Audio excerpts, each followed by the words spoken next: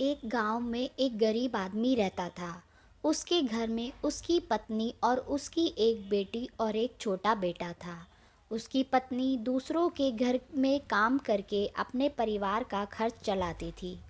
उसका पति, जिसका नाम रामू था, रामू दिन भर नशे में डूबा रहता था और दूसरों के साथ अपना समय बर्बाद किया करता था। कहीं इधर ताश के पत्ते खेलता दिखता था, तो कहीं उधर लोगों के दरवाजे बैठकर गपशप मारा करता था। अपने परिवार का ख्याल उसे बिल्कुल नहीं था। उसके माता पिता ने उसकी शादी कराकर गलती कर दी थी। बेचारी उसकी पत्नी दिन रात काम कर कर अपने बच्चों का पेट पालती थी। यदि उसकी पत्नी एक भी दिन काम पर ना जाए तो उसके बच्चे भूखे रह जाते थे।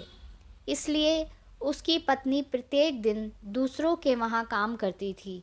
लेकिन रामू को इन सब बातों से कोई फर्क नहीं पड़ता था। उसे बस अपना समय बर्बाद करके हंसी मजाक और पत्ते खेलने में बहुत मज़ा आता था। शाम को शराब पीकर घर आकर ज़ोर ज़ोर से अपने पत्नी को चिल्लाता था।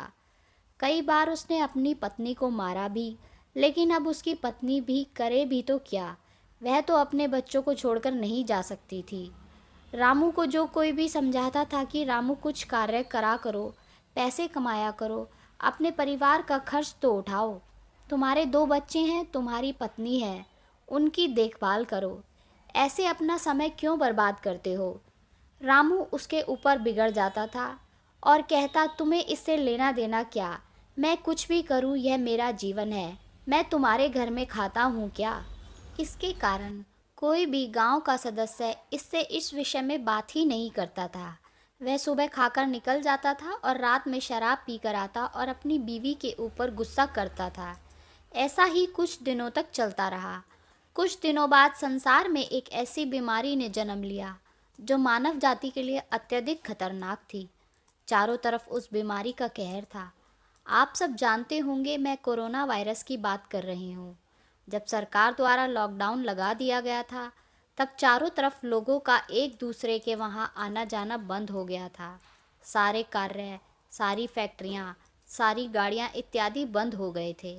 अब रामू का परिवार भूखा मरने लगा था, क्योंकि उसकी पत्नी जो रोज़ कमाने जाती थी, वह अब किसी के घर इसी कारण नहीं जा पाती थी कि कहीं इस बीमारी की वजह मैं ना बन जाऊं।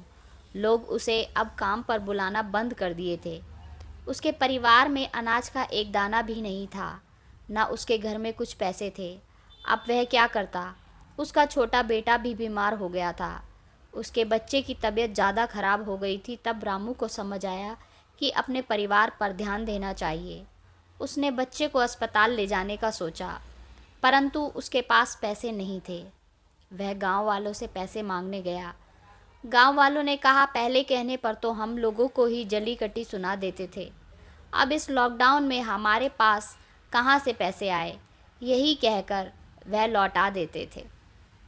रामू अत्यधिक परेशान था। अब करे भी तो क्या करे। वह चाहकर भी कुछ नहीं कर सकता था। एक पूरा दिन बीत गया। उसके बेटे की तबीयत और भी ज़्यादा खराब हो गई। तभी किसी तरह उसकी पत्नी ने जहाँ काम करती थी, वहाँ से कुछ पैसे जुटा कर लाई और अब रामू अपने बच्चे को हॉस्पिटल ले जाने की तैयारी करने लगा। रामू अपने बच्चे को लेकर गांव के बाहर एक अस्पताल में पहुंचा। रामू दौड़ता हुआ डॉक्टर के पास गया। उसने कहा, मेरे बच्चे को बचा लीजिए। डॉक्टर साहब ने सारे इंस्ट्रूमेंट लगाकर चेक किया, तब उसका बेटा मर चुका था। डॉक्टर साहब ने यह बात रामू से कहा, यदि तुम अपने बच्चे को 10-15 घंटे पहले ले आते तो मैं तुम्हारे बच्चे को बचा लेता।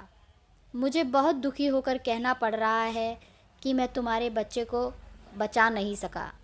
यह सुनकर रामू के पैरों तले के नीचे से ज़मीन खिसक गई। वह रोने लगा।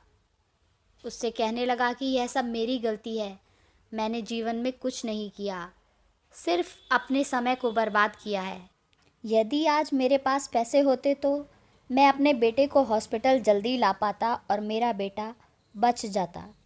मैंने अपने जीवन में समय को बहुत बर्बाद किया है, लेकिन आज मुझे समय की अहमियत पता चल गई है। तो हमें इस कहानी से यह शिक्षा मिलती है कि हमें अपने समय को बर्बाद नहीं करना चाहिए, उसका सदुपयोग करना चाहिए। तभी हम अपने जीवन में सफलता मिल सकती है। इस कहानी में अगर रामू पहले से काम करता होता तो उसके पास पैसे होते और अपने बेटे का इलाज करा पाता, जिससे उसका बेटा आज जिंदा होता।